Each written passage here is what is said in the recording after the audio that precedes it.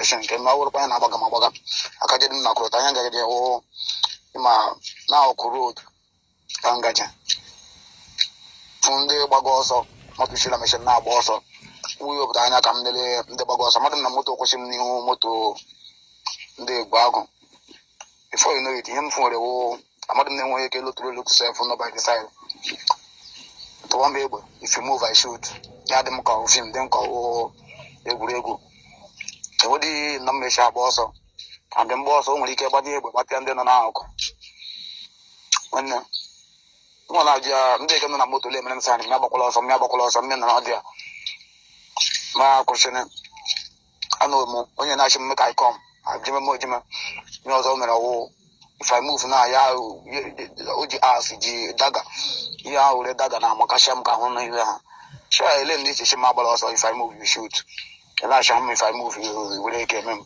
na onye na-apụ na m okụrụ m kega move make I move me kega m n'ime moto ozugbo m yipu efem were efem kechi onwe m ihu onye na-ege m n'ime moto just like that mụ abazi n'ime moto lafu na ndị enwe ndị ike nọ ga ruo about 4 enwedi mụ na ha na-abụ just ihe ha na-eme gị enwedi ihe ọzọ atara.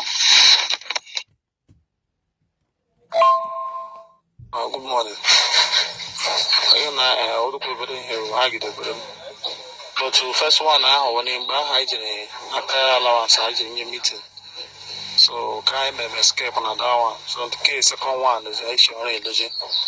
Yeah, nobody. Around 6:30 here. When I one boy in the labor to the room. So I legit anyway, I tell issues I made about that. Or was I about a shortcut. I mean about that like this, the client about bread. Hey, stop there. So Mbapon also take any action. Oh Makadabo I am Jojo Opata and the major and Behaja body I share back I John. So Ashima here last I sag my high good. So in the process I try to buy cause he will accord or I draw my ladies no good job on accord Emremingiri. Cause I told me if I say you follow for people who go steal for commissioner house. I draw me, you know me before, you don't see me before. For where as in who tell you they talk say who tell you say I be one of them. You tell there's a challenge there's a agree. So I come quite down. I take them the room high room with the other boys have because you had him and knows and he boo. But I wouldn't hear my me, wouldn't he get mail? Needed to be made him before he broke it. Half an hour in this house stop on Tina Moto. So I really had the shy and the hay put him a call. And they made it, and I got the paper in a call, I'll call Joya. I'll kidnap it.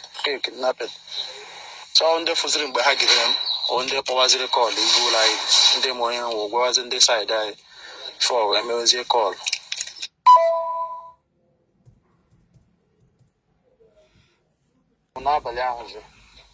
Music calls. I can I sell the money can releases right. They get an how you have already to 200,000.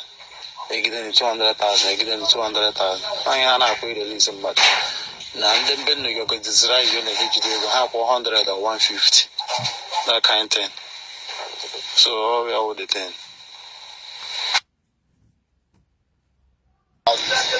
Majibello, and what do you had to go fancy? And what do you had to go fancy? Nearly they don't know for Yama on the Nadia. I don't know, and don't even wish it to go allow for national union. They will allow one of the best. No, not be 2 days, more 3 days before a week in your phone in the mail call. Mamma, what do you had to go fancy? What in Baga Junior community because I'm a man I can hear your chant. I'm a man I can hear your chant. Onye isi ịma asị ihe karịa atọ ya aka mbido gbawara gị voice ụmụ youth okorobịa especially community iko nsọ mụdịka mkparị ha na-enweta ebe nwa amadi ogwu nọ that orike erika please where you talk to him iko nsọ nọrọ n'ụbọchị nke taa nwekwa onye nwe okwu ọ dị mma ihe awụ voice note ndị ogwu Mozambique brula na share her to 200,000 or for the 150, for the 150, for the 200, you know. So im I na-ekwu ogo for the other ka just na-ekwu ọchịchị steeti Imo ọchịchị steeti Imo ọ gaghị esukwa ọzọ ịma mụ na unu ka nọkwa na court maka Ebube Agụ na probably mụ na unu ga-akọka court again maka Ogwu Mozambique mụ na unu ga-agakwa court ọzọ maka Ogwu Mozambique. We have witnesses, living witnesses. Unu mara asụ unu asụọ n'igwe unu amaghịkwa na asụ sụọ na ya n'ala ka anyị na-aga n'obi ka ji n'aka.